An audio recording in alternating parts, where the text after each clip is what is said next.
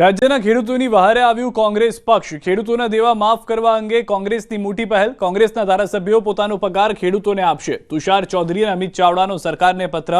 કોંગ્રેસના ધારાસભ્યનો મળતો પગાર આપવા કરી અપીલ। સરકાર સમક્ષ કોંગ્રેસ પક્ષે આ માંગણી કરી છે કે તેમને જે પગાર ચૂકવવામાં આવે છે તે ખેડૂતોને સહાય તરીકે ચૂકવવામાં આવે।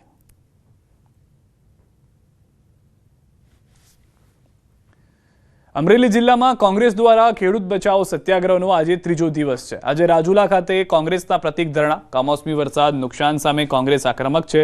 રેલી કાઢી દેવા માફીના સૂત્રોચ્ચાર સાથે મામલતદાર કચેરીમાં આવેદનપત્ર આપ્યું।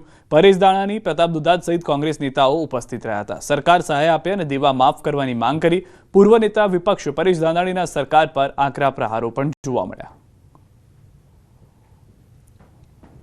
નુકસાનીનું 100% વળતર ચૂકવવામાં આવે।